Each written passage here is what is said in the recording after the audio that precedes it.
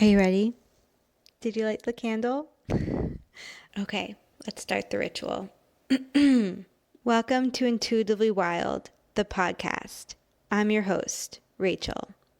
This is a space where truth gets its voice back because shame loses its power when we speak to it. Here, we don't skip the hard parts. We sit with them and we learn to hold ourselves inside them. This podcast is ritual in audio form, a way for us to bring intention and intuition back into our everyday. Let's dig into our roots and go deep. This has been one of those conversations that I've just been looking forward to for so long because I just admire you so much. I've been able to work with you in the creative living group that I did, and I've just loved learning from you. So now having this conversation feels really special. So thank you so much for being here. Thank you for having me. I feel the same. First question, what is something you wish people knew about you that you don't think many do? Oh, that's such a good question. You know what? I love that you asked this because I was just thinking about this. I haven't written it yet, but I was thinking about writing a Substack probably for next week. I was thinking recently that not many people know my whole story. Lots of people know my professional story. Lots of people know that I've been writing for a while, but not many people know where I'm from and how I grew up and what my parents do and kind of more of my like background, which I feel like honestly directly has impacted everything I've done, everything I do, how I hold spaces, how I lead. So I can share a little bit about that. Please. The thing that I think is important about my background or my upbringing is that I was broke growing up. I had no money. I had no I came from a blue collar Northern English. My ancestry is all Irish, and if you go back sufficiently enough in my family lineage, it's all gypsies and Irish kind of, I don't want to use the word witches because who knows, but I feel like that is probably in my history somewhere. I think there are certain stories that you adopt when you come from that kind of life. My mum first wanted to be an actress, then wanted to be a writer, ended up doing some editing, but always kind of lived of this belief that oh well, if you're not born with money, this was very much a thing in the 90s. Growing up in the 90s is oh, if you're not born with money, you don't really get to do what you want. You don't really get to follow your heart. Like artists don't make money and all of this kind of rhetoric that I sort of grew up with. A lot of it wasn't conscious. A lot of it wasn't you shouldn't. I definitely had a childhood where it was you can do whatever you want, but there was always this undertow of like, but we aren't those people and we aren't kind of given, we're not really given opportunities and we're not really we're the kind that have to graft and work hard and money is bad and people with money are bad. There was all of these kinds of undertows in all of the sort of communities and spaces that I was in as a much younger person. And so I really think that influenced a lot of, it definitely influenced me going into advertising. I always wanted to write. It was absolutely 100%, no question, that's what I was going to do. But the older I got and the more I realized, I don't like this kind of poverty and having no money and raising children in an environment where, if they need £1 for, I don't know, a school trip, we can't afford it. That stops with me. That's going to end here. No matter what, I'm going to change that story somehow. That's where I turned and went into advertising because I was like, well, I can write over there, but at least I'll make money. I can see a future vision or a better vision where I can be creative and I can also make money and I don't have to live this story for the rest of my life. So that's something that I want to start talking about more because I feel like in the world that we live in now, certainly in the last 5 or 6 years, I feel like it's important that people understand that even if you're not sort of handed the life that you want, and even if you kind of grow up with stories of hardship and sort of led to believe, whether consciously or unconsciously, that things are just naturally hard for people like you, no matter what sort of background or life you come from, that you can choose differently. One thing that I wish I had kind of learned or known earlier on is that you absolutely can make money as a creative person. You absolutely can make money as a writer. It is absolutely 100% possible for you. You don't have to have been born differently or have financial backing. Like that is possible for you. And I wish I hadn't made so many choices based on, I just don't want to be poor anymore. And I hope to give that freedom to my kids. I hope, the older I get and the older they get, that I hope that I can give them some kind of foundation so that they don't have to make those kinds of decisions on pure survival. But I think that is something that I want to start talking about more. I think that is something that people need to know about me, is a little bit more about my history and a little bit more about my background and the kind of stories and the kind of women and the kind of lifestyle that I grew up in. Northern England, especially in the town that I grew up in, the sort of northwest of England is a very Irish history. A lot of people in England are Irish or have Irish heritage or ancestry because over the years, a lot of Irish people have moved over to like Liverpool and Manchester. Ireland's history is like very, very working class. Some of the stories that I've heard from even my grandmother about her parents and, my great granddad, the father of my grandmother, was one of 11 children and they had no money, and the dad was a potato farmer and he kind of fought and worked and battled and just sort of broke himself in two to like move to England and build a new life. I'm starting to appreciate that more the older that I get, like all of the hard work and effort that went into who I became and where I grew up, and all of the beliefs that I now, looking back, realize that my mum subconsciously adopted and probably impacted her belief of whether she could be an actress or whether she could go and write books. And my mum is a brilliant, talented, gifted writer. And I think there's lots of things there that prevented her from believing that she could do that. And I'm starting to connect these dots more now. So that's something that I'm going to start talking about more and exploring more for myself in my own writing, definitely. Wow, there's so much there that I want to speak to. First of all, thank you so much for sharing. And I think it is so important to talk about because, one, I love the energy with which you're speaking to it because it can be easy for us to look back on these, let's say, woundings or stories from our ancestors or family members that have negatively impacted us or just caused us to show up in life in a certain restrictive way and just deem it all as negative or unhelpful and like this family trauma that we need to heal.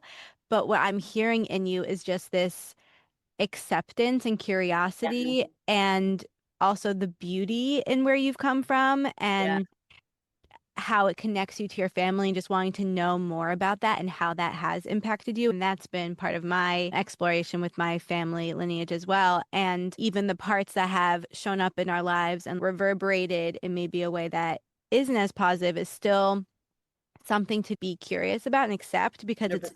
shaped who we are, you know? Yeah, absolutely. And also, I have a whole different level of understanding of the whys now. I get why you made that decision, or I understand why you ended up in the place that you did. You don't have to go that far back in someone's history, particularly in England, sort of the late 1800s, where like life was completely different for women. Thinking about even just recent history, how that would have impacted my grandmother's mother and how that would have impacted my grandmother. And then that directly impacted my mother, and kind of starting to, as I get older, just appreciate that there was so much more than I ever really understood about what I was kind of taught and the stories that I then internalized and what I came to believe. And now having a daughter and raising her on the other side of the world, there's all of these like interesting parts of that where like some of it is really like who I am.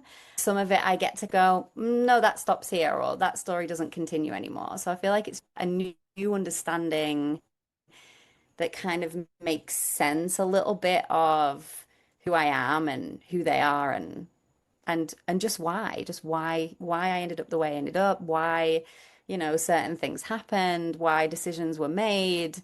When do you feel like you made that shift and started to become aware that there was this belief holding you back from embracing your creative path more fully? And when you started to understand that, oh, I don't have to be in advertising to make money as a writer. When did that start to shift for you? Too late. Like literally the last few years, honestly. And I think I can say this now with more clarity, but I truly believe that the majority of my 20s, I was still living in survival. I've done a lot of work around like ancestral trauma and money trauma. And I really think that until recently, I had this unhealthy relationship with money where I was just always scared that it was going to leave and it was never going to come back. And it was this finite resource because Mhm. that's how I grew up. That's what I saw. That's what I lived. There was never enough. There was never enough time and there was never enough money for me growing up. I'm one of six. In my house growing up, there were four of us, but I have another brother and another sister, a younger sister that was born. That's a whole separate story. But it always seemed like whether it was my mom or my dad, there was never enough time. My dad was building businesses and like failing and starting over and trying all of these. He's always been in like the same industry. He's a salesman, he's a marketer. And then my mom was always creativity was the stuff that we do when we enjoy. My mom reads four, five, six books at a time. It's not surprising how I ended up who I ended up. But that was like playtime, and her editing and writing was playtime. And she was, training to be a nurse. She would, be at university all day and working in the hospital all night. And so it just felt like everything was finite. We lived in this like permanent scarcity, and that took years in my adult life to unravel. That was like so, so, so, so deep. So I feel like it's really only in the last few years where I've started to realize that, like, my God, everything I've done has been creative. Everything, every decision that I've made, how I've built my life, how I've built my business, the work that I've done, the work that I do with clients, it all is very deeply creative. Even marketing alone, you speak to the most, I don't want to, but how do we explain that? The most typical advertising person that you could think of that maybe follows like very typical methods and strategies is still a very creative person. Whether they would admit that or not is a different story. So certainly the way I've been doing it is very, very creative, very feeling first, very deep, very people first, very kind of I get people to tap into a whole new level of like who they are and why they do what they do. That's always just been like part of my curiosity. It's always been a part of my process.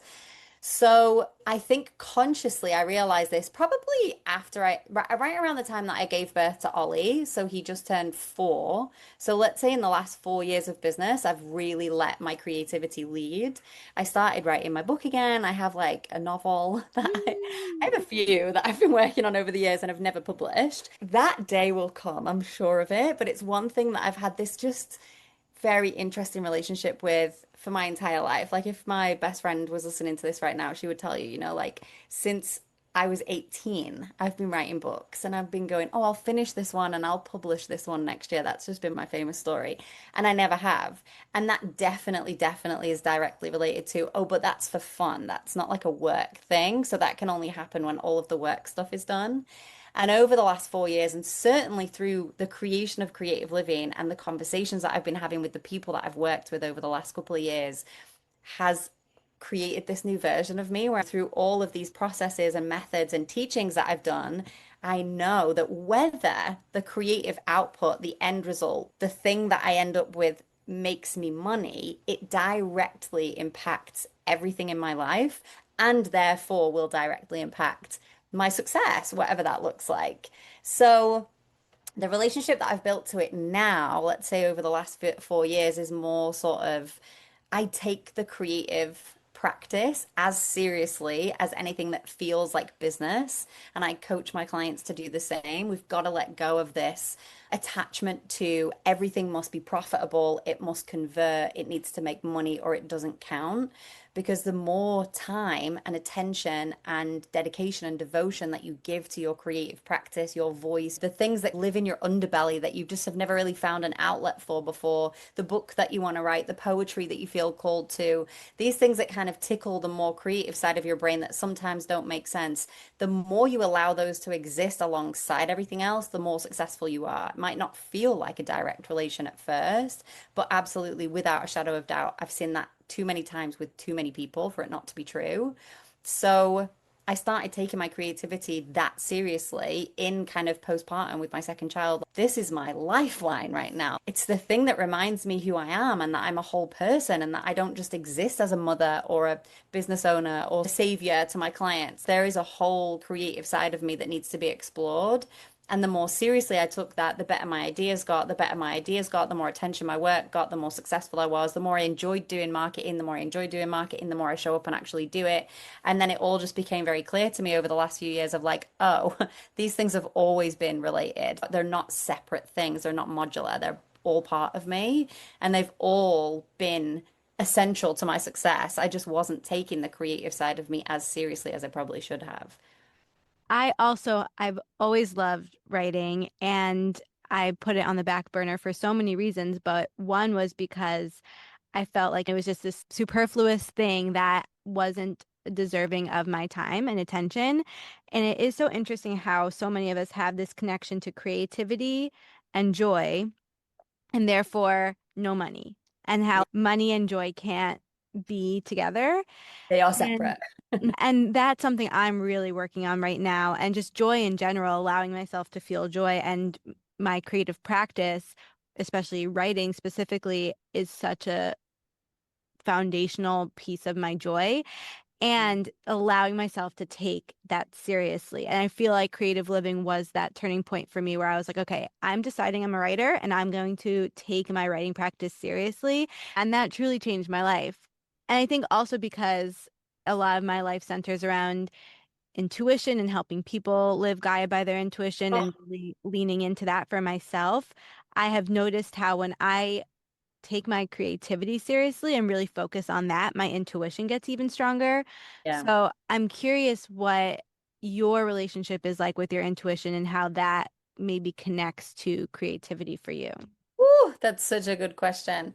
So I actually have chills right now. I feel like this is the witchiest side of me. Like I always joke with friends. Xanthi and I, we were joking about this at my last retreat that like we're very logical, sensible women. We're very, we believe in science and believe in data and witnessing things in order for them to be true. And like there's this whole side of me that is so witchy that like I am obsessed with astrology and I am obsessed with understanding not just how I work. I don't think it's really necessarily. I love human design, and human design is scarily accurate, but there's something about astrology that feels collective to me. Like it feels like this energy of it's so ancient and so deep. I hate using the word feminine because that doesn't feel right, but you know what I mean? It's very sort of maternal. It feels kind of nurturing and soft and old and wise. But I really believe that I've had this superpower my whole life. I remember one of my very first coaches. I was leading a team of copywriters in an advertising agency that I used to work in. And they got me a coach because, like, I was a baby at that point. And they were like, we'll get you a coach and we'll teach you how to lead and all of these different things. And she was like very logical too, a very sensible woman. And she was a sales coach and she was a advertising coach and she was a leadership coach and it was very corporate and professional. And I remember her saying to me, "You have a superpower." And I was like, "Samantha, are you okay?" She was like, "I've never met anyone who has such a deep connection to their intuition. There's something about how you talk to yourself and connect to yourself that's really cool and unique. And I don't see that a lot in many people. And I think that's a superpower in your leadership." And that was years ago. We're talking more than 10 years ago now. And I remember her asking me about that. How do you sort of tap into that? How do you kind of listen to yourself? And I was like, well, I write. Maybe that's a thing. I hadn't really connected the dots too much at that point. I remember her saying something like, "Please never stop writing." And I spoke to her not too long ago. She found me on Facebook and we kind of connected. She is a brilliant woman, was definitely really influential to me at an important point in my career. And I remember her and I connecting not too long ago, a few years ago, and who's her asking me, "Are you still writing? Creative writing, right?" And me being like, "Well, I've kind of like meshed the two things, and now I do this creative copywriting thing." And anyway, she was all over it. But that was really the first time that I realized that my connection to my intuition was a superpower. And I really do believe, like, I always thought that people were just able to do that. Like, most people were in conversation with themselves, and most people were able to kind of decide whether something was a good decision. And, like, it's really not that common. And I've made some crazy decisions in my life. You look at it now and it's like, oh, the story all worked out. But there was many decisions that I made at the time where people in my life were like, wait, what? I remember speaking to a friend of mine when I was like, I've met this guy. I'm going to move to Costa Rica. I'm just going to stay here. This feels like home. I don't know. It doesn't make sense, but it feels right. And I'm going to follow it. And I remember one of my friends being like, okay, this feels like a very Lois thing. So we're just going to accept it and we'll be here for you no matter what. And one of my best friends who is literally science, like she's the walking embodiment of science. She is a doctor, a medical professional. Mm. And we always joke that she's science and I'm the other thing.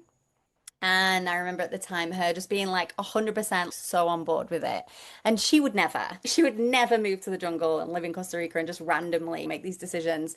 But for me, she was like, yeah, I believe you. I trust you. I believe you because this is how you make decisions and it always works out for you.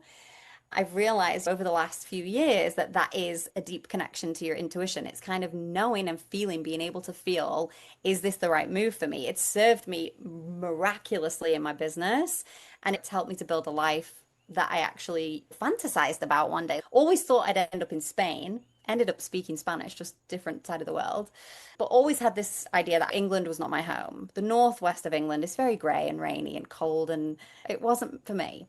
Mm. And, and I believe that how I've cultivated that relationship with my intuition, and who knows, right? I can only tell you what I believe. I don't know that I could ever tell you, like, this is my process or this is my method, but this seems to have worked for me. And I believe the reason is because I've had that writing practice for so long. And it's something I started introducing into my work with clients for the first few years of my freelance career. The messaging and copywriting work that I was doing was very, very corporate. I was working with private equity firms, I was working with big advertising agencies. Even when I started moving into this sort of online space, when it was becoming something about 10 years ago, I was still working with the very kind of corporate coaches of the world.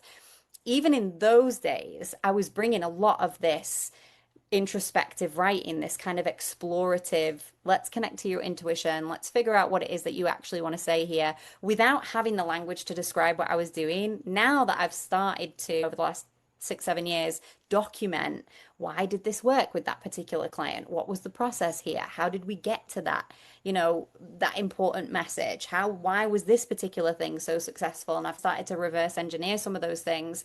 I really do think that having a consistent writing practice is a superpower because it connects you to your intuition, because it allows you to stay really deeply connected to yourself. I can make pretty quick decisions about opportunities, environments, people, big decisions, whatever it might be. Creative living is the perfect example of that. We moved fast when we created that. I was following Maya on Threads and I was just like, oh my God, I love this person. And I reached out to Maya on Instagram. I think we chatted for like 2 days and we were like, we need to do a collaboration.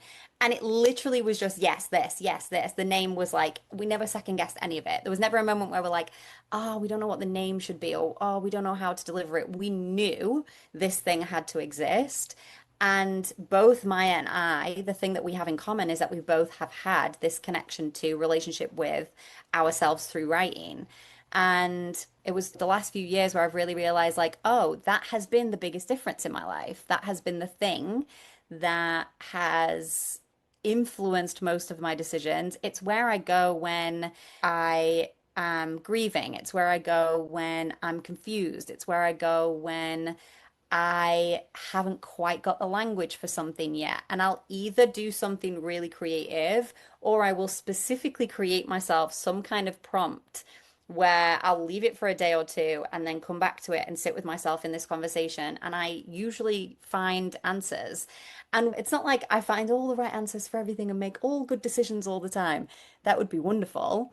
But whether the answer ends up being the right one or not, it keeps me in this path on this direction that feels true to me in the moment. So even if it ends up being the wrong decision or even if it ends up not working out, it always feels like it's okay. We just keep moving because it's fine. I made the decision based on me, who I was in that moment, what felt true to me. And that always feels like the right decision, whether it goes right or not. There's always something for you in that experience. Maybe it's a lesson. Maybe it's something that you don't want. Maybe it shapes the next decision for you. I really do believe that's what writing has given me. Not just writing for others, but writing for me and myself and sitting with myself too.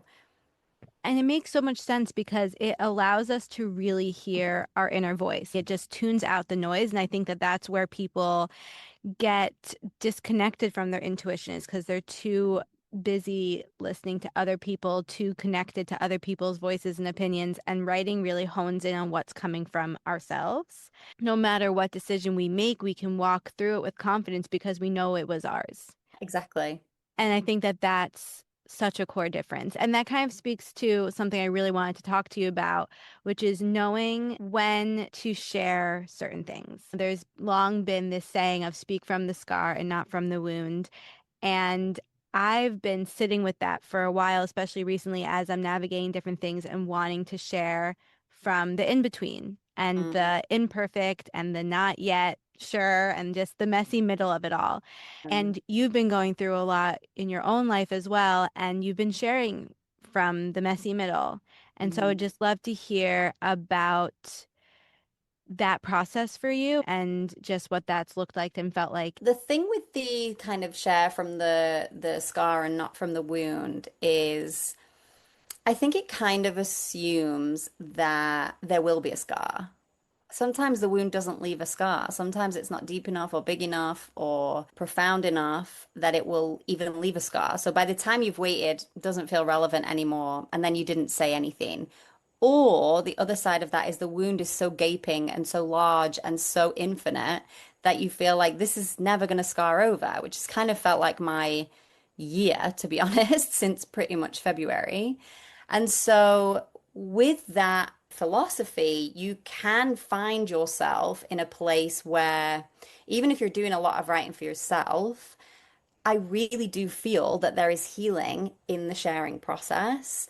And that can be terrifying. But I think that part of the ability to address complex ideas and unmuddle some of the confuddliest, confusing, most tangled thoughts in your mind, part of that process happens in the letting go of it. And the letting go of it happens when we put it out there. If we always assume that there will be a neat little scar that we can share from at the end, we're also robbing ourselves of an opportunity to really actually properly let go.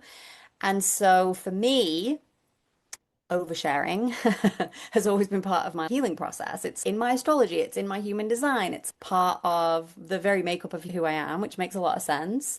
And I had the hardest. Yeah, I think of my life. I think this was probably personally, physically, the hardest year of my life. I have either been pregnant or mourning a pregnancy since February of this year. So we're now in September. And so physically, emotionally, hormonally, it has just been a cocktail of absolute what the fuck moments. Sometimes I'm like, this is fine, I'm healed, I'm good. And then the next day I'm absolutely physically exhausted or crying, or I have these recurring hormonal headaches. A lot of it is stuff that you can't just move through and wait for the scar. It doesn't really exist. I didn't realize I was pregnant sort of February, March until April, and then lost the baby. And then around that time, learned that I actually can't have another baby. So it was like this acute level of grief because I had a couple of days of learning that I was pregnant before I learned that I wasn't anymore, where I was like coming to terms with the idea of having a third baby and oh my God, maybe we can do this. I am blessed to already have two beautiful, healthy children. And so I kind of got myself like excited about it and then had to deal with the kind of, oh, this isn't going to happen because it's not safe for my body. There's lots of things going on with me that makes pregnancy just not a good idea right now. Or, I'm 37, so really ever again. And so I went on this kind of really profound journey of grief and physical fallout and big, deep realizations. And it was definitely hard for a while. I feel a lot better now, but came back to this place of gratitude of like, I am so fortunate that I was able to have two healthy pregnancies and deliver naturally and have these two incredibly smart, funny, kind, brilliant children. And I am okay with what the universe has blessed me with, and I am grateful for that. And I don't think I will ever be over this. I don't think this is something, I don't want to be over it. I don't think this is something that I will just forget and it will become a nice, neat little scar. And if someone's going through fertility hardship, I will just go, oh, well, once that happened, like I think as women, whether you choose to be a mother or not, we all have our own experiences with this. Even my friends who have decided consciously not to have children have been through really deep experiences, journeys with grief of kind of coming to terms with the fact that they won't be parents or they won't be a mother because from kids we're kind of, especially us that are in this sort of millennial gap, have been like, led to believe that that was our life purpose. And so whether you choose to or not, or you tried and you couldn't, or you have a hard time, or it comes really easy, there's just so much grief that comes with this idea, this sort of experience with motherhood, nurturing, caring for or being seen as someone who can care for young children, babies. And I believe that the experience of motherhood for me and grief have like allowed me a level of depth and humanity and pain and life experience that will directly impact my work for the rest of my life. And I am grateful that I've been through these experiences and I'm grateful that I'm alive enough to feel these experiences. I know that there are many other much more horrifically tragic stories than mine. With everything that's happening in Palestine, Ukraine, Sudan right now, I think about all of these mothers that have been through unexplainable, impossible tragedy, irreparable tragedy. And I think to myself, how selfish to believe that I can just wait and sit on the sidelines and one day it'll be a nice, neat little scar and I won't have to worry about it anymore. And I can just share these pretty little snippets with other people and hope that that will be enough. Like, no, I want to sit in the mess sometimes and I want to go there and I want to be human and I want my work to feel deeply human. And sometimes that is so messy and chaotic. One thing that I teach a lot of my clients, especially in Sweet Talk, because Sweet Talk is my most intimate program where we do a lot of writing. And one thing that I always say to clients is that when we talk about like a writing practice or sitting in conversation with yourself or writing through the mess, I feel like that kind of can feel a little bit confusing. Like, when we hear the word writing, most people think communication. When you hear writing or to write, it's like, oh, I'm creating something that someone else will read. But actually, a lot of the time, all we're doing is documenting. Sometimes, if I feel like I really have nothing to give today, that's usually a place where I might want to sit and explore that. And instead of being like, what profound idea can I come up with? Or what do I need to say that somebody else needs to hear? Literally, I sat here the other day, not too long ago, and I sat on a chair where I can see my front door and these two big open windows, and there's a massive guava tree in front of my door. And the light falls through it in a really beautiful way in the morning. It's very romantic, and I just love sitting there and looking at it, and the breeze is coming in. And I just sat there and described the leaves. That was all I had to give. But that allows me to keep this kind of this documentation of how I feel on any specific day or any specific moment. It allows me to keep this temperature check on, is today a day where it feels like I can share from this space, or is today a day where I just need to document the coffee ring on the table or the sound of my heart when I lie down in one of my moments where I just need to lie down and stop talking? Or do I actually have something that I can share today? I've kind of come to this conclusion through this experience specifically that I think waiting for the scar is a privilege that many people do not have. And I don't want my work to come from a privileged place. I don't want it to come from perfect healing. I don't want it to be clean and tidy and perfect and never human. And I'm not saying that everybody has to do that, right? Because I think there's also a lot of deeper relationship here with your past and your story and your experiences, and only you get to decide what you want to share. But if more of us can find the tools, support, practice, awareness, space to be able to share more of what we're experiencing when we're experiencing it, not only will we be more deeply connected to ourselves and our work and our purpose and the things that we're maybe supposed to share and what should come out and what deserves to exist outside of our minds, but we'll also start to fill the world with better conversations, with things that don't have perfect beginnings and perfect endings, and more real, honest, in the moment. This is shit. Like sometimes being human is really shit. If we convince ourselves that in order to be consumable, in order for our work and our art to have earned its right to exist somewhere in public, it must be a perfect, neat scar. There are going to be times in your life where you will never create or share anything, and that is a tragedy. That is absolutely tragic because you're robbing yourself of an opportunity to say something that might just need to exist outside your mind. And the more you hold on to those things, they don't go away. Those things don't disappear, right? If I hadn't written through my grief this year, I would still be in the depths of it right now. I know that for sure. I know that for sure. I know it had a deep part in my healing process. If I had waited to feel good and I had waited to feel healed and I'd waited to feel ready, I'd probably be still very deeply, deeply in the pain now. And why rob yourself because you feel like everything you create needs to be perfectly consumable? Some of the most interesting things I have ever read in my entire life career has been a question, has been just someone surviving themselves. Like sometimes that is just the most painfully beautiful work that you can experience.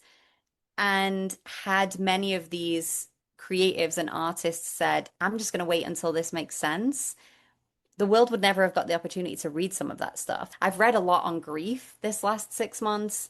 The more that I read about grief and the more that I dance with my grief and build a relationship with my grief and my fear and my mess, the more I realized that, thank God, these people didn't wait until they were finished in their healing process or until they were perfect and ready and the wound was a neat little scar, because you can tell it's so breathtakingly human and in the moment. And I think because of the years that I've spent in conversation with myself and writing, I write every single day without fail. I'm writing every single day. That has just become a part of my life. If I don't write in the morning, I can tell by the afternoon that there's stuff that I just need to get out of my head. And I think because I've built that relationship with my words and my writing, I have been able to develop this ability to say, this is something that I can share, and this is something that's just for me. I haven't shared a lot in this last 6 months. I mean, recently I've started sharing a little bit more, but in the last 6 months, I haven't shared as much as I usually would. And the stuff that I am sharing or have shared has been about my process or my grief or this experience of just feeling creatively up against the wall. And whether you have been through grief or postpartum or a relationship ending or a relationship beginning, it doesn't even have to be sadness. Whatever, if you've been through a kind of life-changing experience, your relationship to your creativity will change in that moment because you become different. Your identity changes. Who you believe you are, what you believe you're capable of, all of this changes. So because you are stepping into a newer version of you, the relationship, the existing relationship that you have with your creativity and your voice will naturally change. And it will take a minute for you to decide who that person is and what that person sounds like and what that person talks about. And so we enter these kind of void phases where your relationship with your creativity is changing. And you can often be like, oh my God, is it ever going to come back? I had those moments this year where I was like, I didn't even feel this disconnected from my voice in postpartum, which was like a whole damn journey. This was like a really intense version of postpartum that was just extended and kept going because I had these two back-to-back miscarriages and then a complete hormonal crash.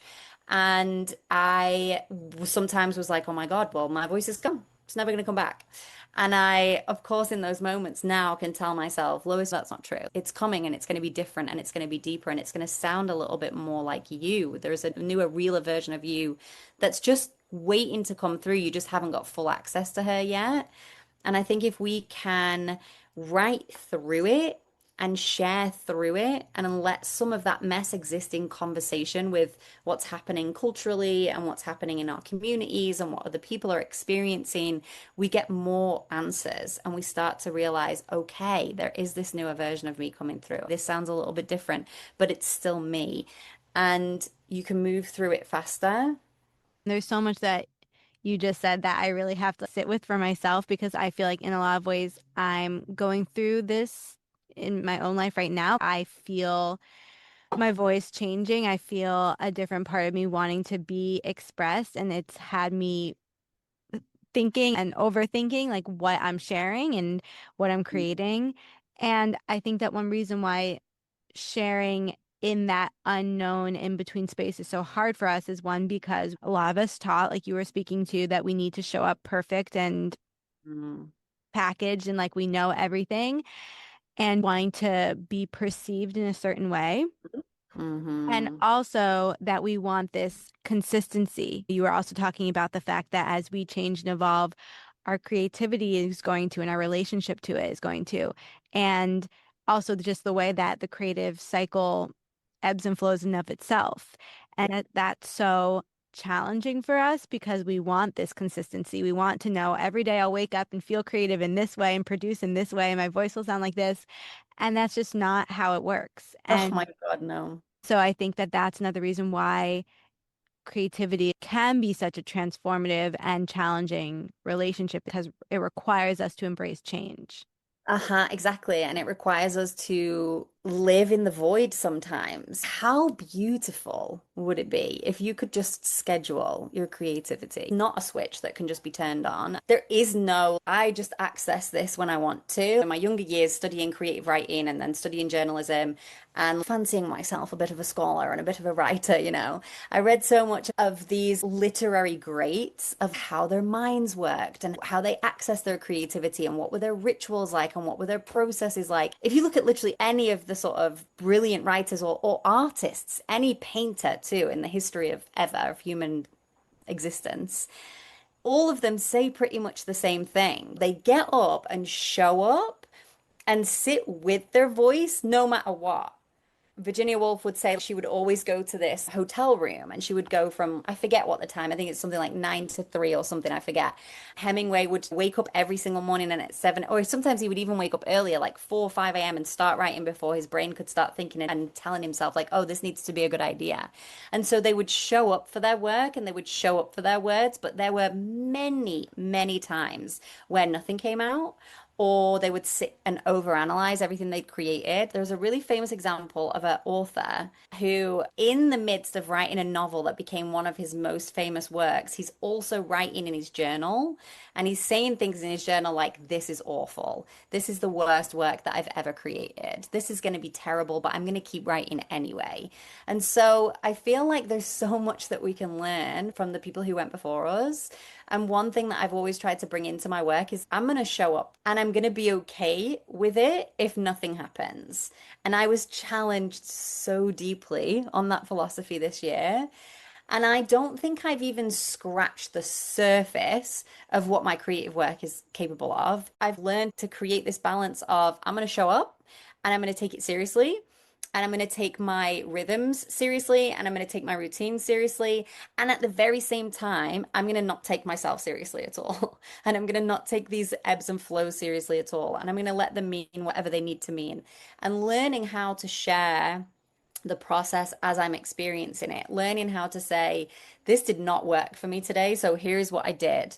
Or here's a stream of questions that I'm asking myself to keep myself on track. Or here's something that I'm exploring that I still don't know yet. Or here's a question that I keep asking myself and I've never been able to find the answer.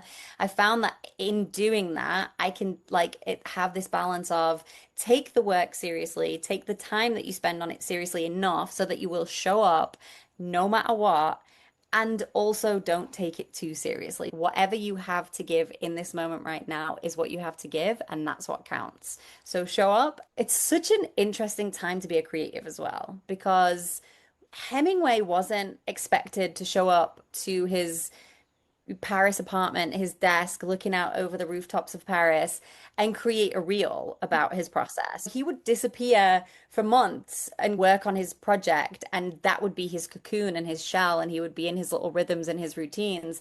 And then he would go into the publishing phase. And then the publishing phase was when things were getting marketed and he was being perceived more publicly and his work was being judged. And these authors would retract and go back into their creative caves again. And I think there's something to be said for that. I do try and sort of adopt this rhythm a little bit of if I'm not posting consistently, it's okay. I don't post every day on Instagram. I've never, it's not in my blood to be able to do that. And some weeks on Substack, I share 3 times and then I don't show up for 5 weeks. I really think there's something to say about seasons and allowing yourself to exist within your own process instead of trying to pathologize it and make sense of it and optimize it and making every part of your life a rigid ritual so that maybe you can convince this little beast of creativity to show up and be nice to you a little bit more often than you would like. And the more I've come to terms with that, the more frequently the creative beast visits.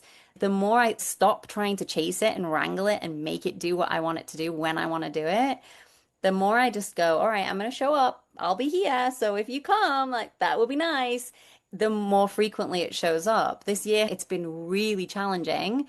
And it's been a beautiful lesson for me in when I let go, when I surrender, when I share things I'm not sure about, and when I exist in the conversation and not just the end point, and I write from the messy middle, the creative beast will come back more frequently and faster than it has before. It's spiritual, being a very logical, sensible woman. It's spiritual. There's just something holy about it. There's something so unexplainable about it. And everything that's unexplainable in our lives, we cannot force it and wrangle it into submission. We have to dance with it and let it be its own thing outside of our bodies. I could not agree with everything you just said more. And I think that part of what allows it to come back is because we allow it to not always be there. I allow myself to be in the moment where it feels disconnected and drained. I allow myself to be in that phase of my cycle. And so then it can come back because that's all part of it. That is your creativity. That's your incubation phase. Exactly. That's part of the creativity is not feeling creative. I think that's an important distinction. I'm so guilty of this. We label those phases of oh God, I just have nothing to give. What is going on with me? I'm pretty sure I've said on voice notes to friends and peers and people that I talk to, Maya, Xanthi, one of my best friends, I'm pretty sure I've said recently, I just don't know what's wrong with me. I just can't get it back. And in those moments, I catch myself and I'm like, Lois, that is the problem. You are talking about this phase as if it is not part of the process. You are just integrating. You're just in your incubation phase and you've been through something traumatic and big and life-changing and soul shifting. And that just takes a little bit of a longer incubation phase because there's more stuff that needs to settle. There's more stuff that needs to find its way into your soul before you can really start to articulate it. That just makes sense when you go through something that's kind of life-changing or you go through a big decision or you spend so much time in your own mind anyway as a creative. As creatives, we just need time to simply exist. And I think when we go through something massive that shakes the ground underneath you, you're just going to need a little bit longer of an incubation phase. And I think if we wait too long, we start to convince ourselves that it's never coming back. That's where we've got to try and learn. All right, the ground's still shaking a little bit, but what do I have right now? Is there a rock or a stone or something that I can hold on to for this moment that I can explore for this moment? And then that creative beast that's over there in the corner and kind of starting to work her way back over. If I just pretend I'm not looking at her, maybe she'll start to like grace me with her presence again. Instead of being like, oh, I don't feel creative right now, or oh, what's wrong with me? It's like, no, I'm just in incubation. I'm in the part where I stop. As long as I just let go and surrender to the part where I stop and I give myself what I need in those moments. And of course, it's so hard for those of us who do have our reputation, livelihood, identity, money wrapped up in that creative energy a lot of the time. Of course, it can feel scary when we go into an incubation phase. Like, oh God, now what? Does that mean everything stops? So we have to try and find a way to dance with those moments where maybe you're not creating your best work at those times, but whatever you're creating in that phase is important. You are still a creative. You are still talented. You do still have the skills and the tools and the depths that you need to bring whatever the next phase or vision looks like for you to life. Whether it feels like you're on the ball 100% or not, you absolutely do have that in you. It is there. It is coming to shape in a new way. It's going to present itself in a way that you absolutely were not expecting. Your voice is going to start to sound different. Some of the writing that I've been doing recently, I'm surprising myself. I wrote something the other day and I was like, oh shit, I sound different. I sound deeper in a way, but I'm also noticing that I'm kind of desiring to be a little bit more ridiculous too. There's a part of me after all of this depth and darkness and hardship over the last 6 months that's like, I just want to fucking laugh again. And so I'm finding surprising parts of myself coming back and I'm letting the chips fall where they may and allowing them to present themselves. I feel like since February, I've been on this journey and I'm starting to see the light at the end of the tunnel. I'm starting to create with the same veracity that I'm used to. And I'm starting to feel like, okay, I'm creating stuff that I feel excited about again. And I think that's why I allowed it to take shape however it took shape. And I didn't stop sharing by any means. I continued creating things within conversation of whatever was happening around me in that moment, trying to be super present, letting go of the pressure of trying to be that Lois that I was 6 months ago, letting go of ideal timelines and deadlines and how things are supposed to look. And I'm starting to climb back into this different version of me and I'm excited again, which is really cool. I'm excited about the person that I'm climbing back into. Yeah, I'm different now. I'm a little older, I'm a little wiser, I'm a little more beat up, but I like her. And I feel like she has some stuff to teach me that I still haven't quite figured out yet. And so just trying to let that creative beast be whatever it needs to be right now in this moment. It truly is like you are speaking right to me. Every single thing you said in this entire conversation, and I deeply appreciate it. That's actually another really cool technique that I tell clients is in the messy middle, just speak whatever you need to hear. Often, whatever it is that we need to hear, someone else needs to hear it too. And so sometimes that's enough in the messy middle is like, what do I need to hear right now? What would I love someone to just grab me by the shoulders and say? And it can be a really cool way to not snap ourselves out of it because I hate the language of that. I hate that it feels like it has to be rushed and quick and done and fast, but slowly cajole ourselves back to life is like, what do you need to hear right now? Some of the content that I've created that has gone the furthest has just been me speaking to myself, saying whatever I need to hear in that moment. And it happened to be something that somebody else needed to hear too. Usually is because I can usually be brutally honest to myself. If you're feeling how I've felt over the last few months, first of all, I get it. Like, oh my God, it's hard. I know. And there is wisdom here to be found, and it probably is hiding somewhere. I have a client who calls this the creative elephant in the room. And I love that expression. There is a creative elephant in the room, usually when we feel like this, that needs to be spoken or written or explored, and you're not exploring it for some reason. There's a reason that you're not going there. It probably feels a little bit too recent or a little bit too heavy, or it just doesn't feel clear. You're like, all right, I see the elephant, but I don't know how to even deal with that. So following those little crumbs that your past self or future self is leaving for you, and probably someone else needs to hear it. It allows you also to be really present with yourself in the process, in the moment that you're in. Because of the age of creativity that we live in, we get so stuck. We like living in the past and living in the future. We have a launch coming up, or there's something that we do want to write about, or we have these content ideas planned in. It's all just so mechanical.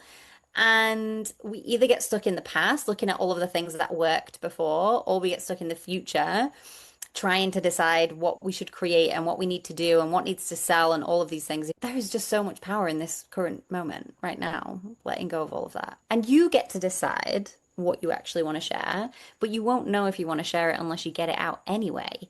So you might as well write through it, even if it's just a sentence. I always say to my sweet talk clients, if you ever get stuck, if there's ever a moment where you're like, I have nothing to give today, write one sentence, one true sentence. That's a trick that I stole from Hemingway. He gets asked about writer's block, and his response is something along the lines of, if I'm ever not sure, I'll look out of my window and like at the rooftops of Paris. It's something like this, the quote. And so it's very romantic when you imagine it, right? And I just find the truest sentence that I can. I just write the truest sentence and I go from there. And I love that so much. And it never fails me. Some of my best writing has come from just a true sentence. And sometimes it's just the sentence itself needed to exist outside my mind. That has been my whole year. The universe was like, oh, you want to teach this? We need to challenge you a little bit first if you actually want to be able to teach people these things. And so it's been horrible at times and really, really hard. And I'm starting to see the lessons there and be like, okay, this is just going to make my work more powerful. And this is just going to make my ability to support others through similar things more important. And I'm practicing all of these things in real time and they work. And so it's a good reminder. You can hear the power in your voice that only comes from living it. And I Yeah. think that goes really well into our last question, which is living intuitively wild means connecting to your true self and living dedicated to who you are at your core, no matter what. How do you feel like you live intuitively wild? I think the best way I do it is that I don't try. I'm changing all the time. I've met so many different versions of myself, even just over the last year.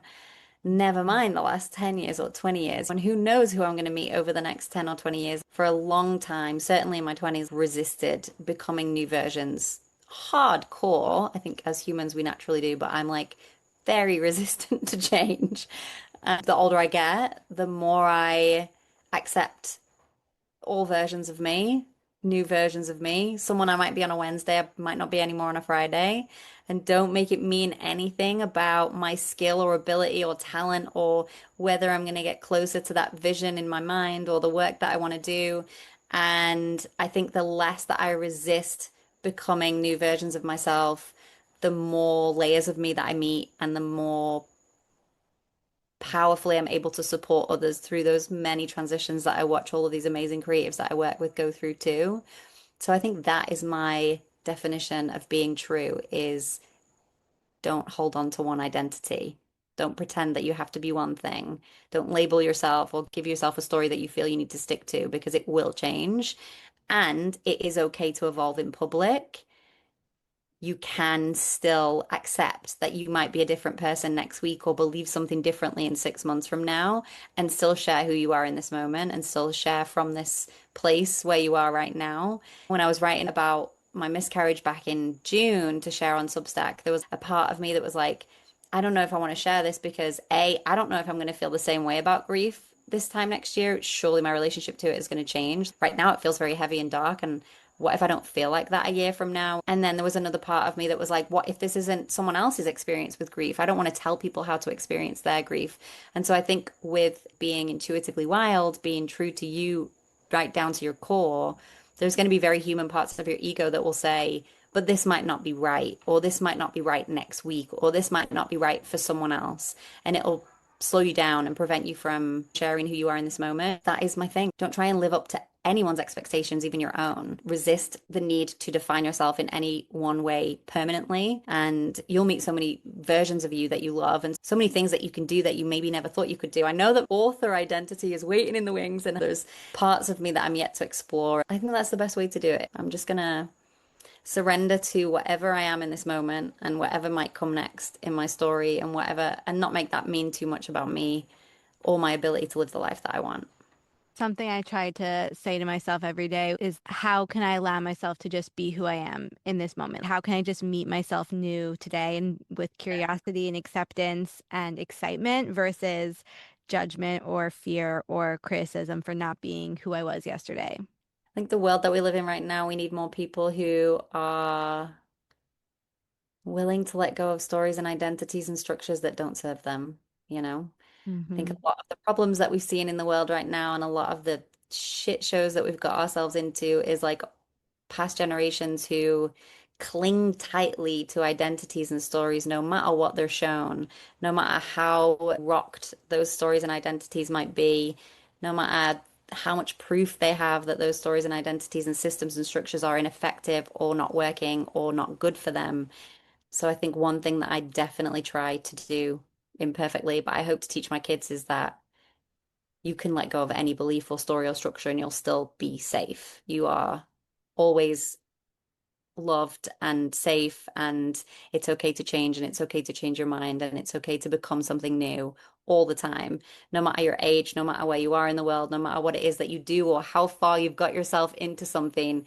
If there's a newer, better, deeper, truer version of you waiting, don't ignore it, you know.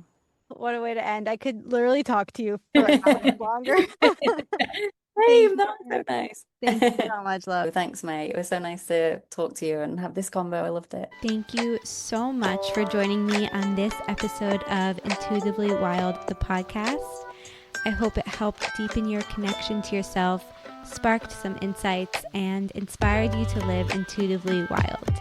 If you enjoyed this podcast, it would mean so much to me if you would share it with others and leave a rating and review. And please reach out to me. I would love to connect with you.